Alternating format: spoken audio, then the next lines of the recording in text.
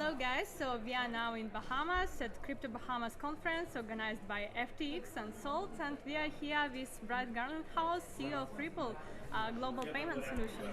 Hi, everyone. Nice to meet you here, Brad. Very good to be here. Lots going on. Bahamas is alive and well with crypto. Yeah, so can you tell us about your journey? How did you get into crypto? How did you discover it first? I was first introduced to Bitcoin in around 2012, 2013, and first bought some Bitcoin in 2012, 2013. I was always excited about the promise of what the digitization and the programmability of money could represent. I was always a little bit nervous in the early days about if all of the crypto ecosystem was trying to compete with governments or circumvent governments or compete with banks and circumvent banks. I always thought that was not necessarily the path to having the optimal outcome. And when I first heard about Ripple, Ripple was taking an approach of, hey, how do we bridge between the crypto world and the traditional world? And really what we've spent I've been at the company 7 years, what we spent that time doing is to some degree building those bridges, and I almost think about it as interoperability between the legacy infrastructure and a much more modern, much faster next generation set of technologies ranging from Bitcoin to XRP. I believe very much in a multi-chain world. As you probably heard me say, I think tribalism is holding the industry back in some regards. But I think there's going to be a lot of winners, and I'm excited for the next 5-10 years to play out. So do you have any favorite chains? Oh, XRP. The XRP ledger is my favorite chain. It's obvious. Any others? No, I mean, I have invested in this space, and frankly, Ripple, as a company, we've invested well over $500 million, maybe approaching $1 billion in other crypto projects. The majority of those are XRP related, but there's a bunch that are not XRP, directly related to XRP. And I truly believe that in the crypto ecosystem, all boats can rise. And if Ripple is doing anything that's good for crypto, then it's good for Ripple. And so even what we see happening in regulatory venues, the United States and outside the United States, the more I think we can work together, the better off we're going to be. And I for years have been advocating, like, look, I see people throwing stones, and I just think we could all, one player doesn't have to fail for another player to succeed, and it's going to be a very big market. It's going to continue to grow. If it's $2 trillion today, I'm very optimistic it'll be 20 trillion in not that many years. And is Ripple your first crypto venture, or did you work with any other crypto companies before? No, Ripple is my first pure crypto play. I guess I had a little bit of touch with Filecoin prior to joining Ripple, but was not personally involved as a small investor. And now we still see the lawsuit of CSE against Ripple, and you made some comment that it's going quite well. Can you tell more about this, about the progress? Well, look, I think no one is excited to have a lawsuit brought upon you by a government agency. But I think as time has gone by, people have realized that what we have been saying for a long time, that the laws in the United States have not been clear. And to use a 1946 Supreme Court case that we call the Howey test to try to provide clarity about whether or not crypto assets are securities, I think really stretches the Howey test beyond recognition. It's my firm belief that we Ripple are really working to help support the entire crypto industry with this lawsuit with the United States SEC. The good news is outside the United States, you see much more friendly regulatory engagement. And I often, as you probably have heard me say, I encourage entrepreneurs who are starting crypto and blockchain companies today to look outside the United States to start, as opposed to starting in the US. So how do you see crypto regulations worldwide? In US, here, as well, we recently were in France. Yes, you and I saw each other at the Paris Blockchain Week, and look, I think you're seeing countries like Switzerland and the UK and the United Arab Emirates, Singapore, Japan, they all have provided certainty and clarity. And it's not even critical exactly what that looks like. What it's critical is that the investors and entrepreneurs know what the rules of the road are. The vast majority of people building capabilities and participating in the crypto markets are good actors, and they want to follow the rules and the laws. But when they're not clear, as is the case here in the United States, Ripple and I personally went in 3 or 4, maybe 4 or 5 times to the SEC, met with commissioners, met with the chairman, met with staff, and for years was very transparent about what we're doing. For them years later to come back and say, we think XRP is a security, and you should have known that the whole time, feels a little preposterous. And how do you see development here in Bahamas? What are your plans for the development?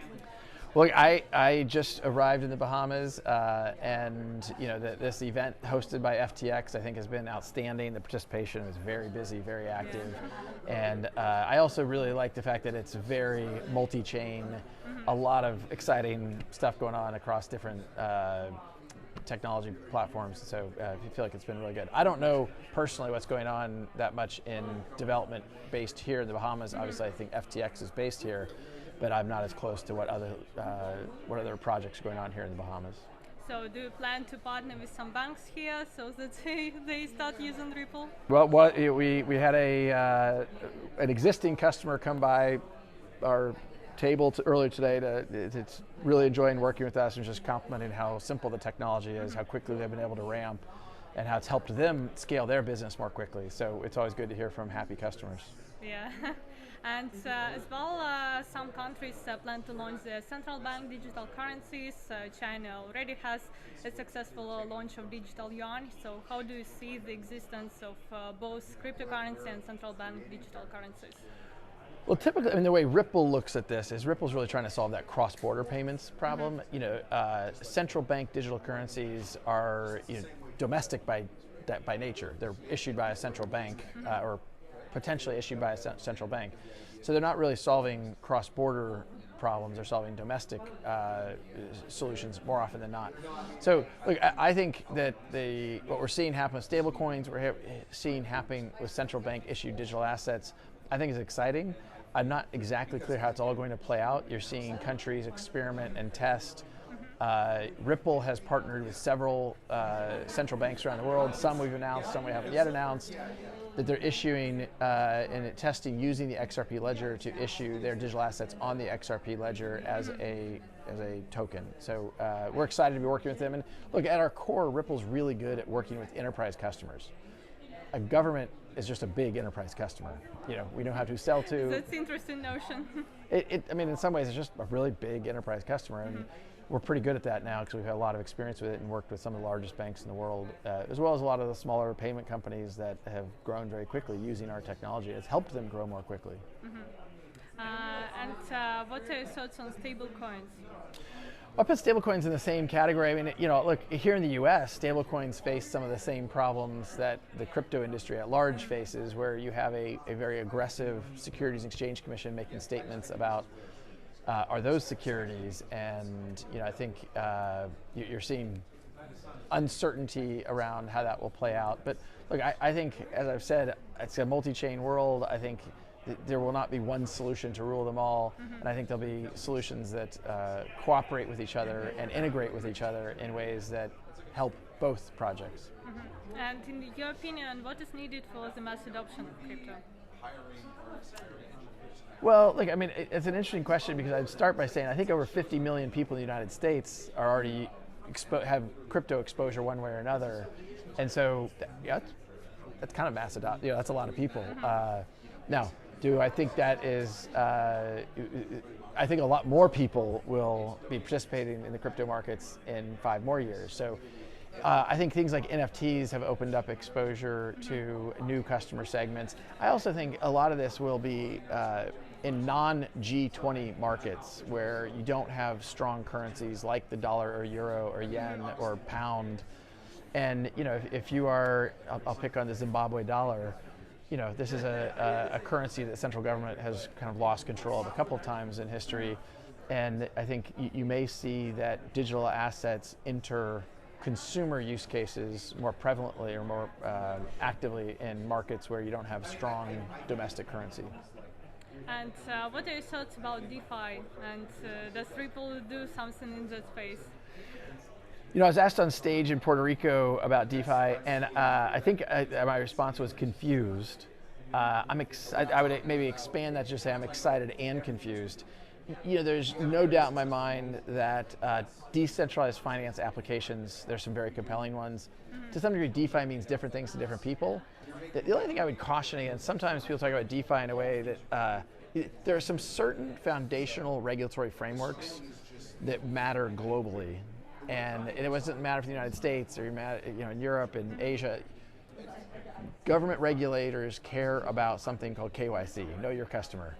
And when you talk about true DeFi and you have anonymous transactions and decentralized autonomous organizations that don't have KYC-able owners, if you will, or principals, I think it makes it very hard for those entities to integrate and partner and participate in the traditionally defined financial system.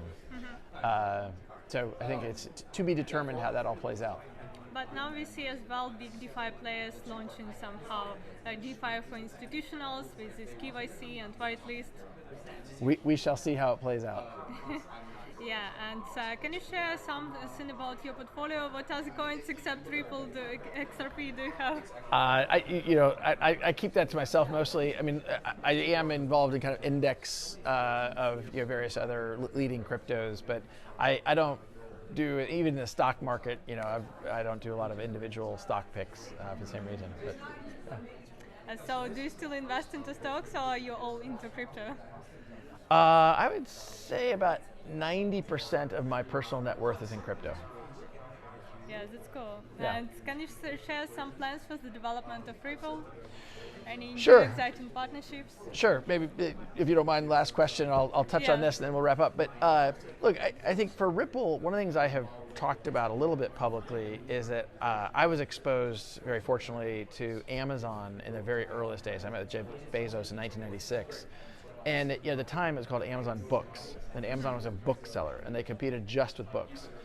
In some ways, I think about what Amazon was to books as Ripple is to cross-border payments. Blockchain technologies can solve and reduce friction of transactions in lots of industries and lots of use cases. Ripple started with cross-border transactions because we felt like the correspondent bank could be disintermediated and improve speed, improve cost, and reduce errors. But there's a lot of other examples like that, and we certainly think there's other vertical industries we'll go after. We've talked a little bit publicly about some things we're doing with the carbon credit marketplaces as one example, but there's some other things that we'll continue to work on to go beyond just books. Okay, great. We'll follow more updates from Ripple and from you. Thank you for such interesting conversation. Thank you for having me.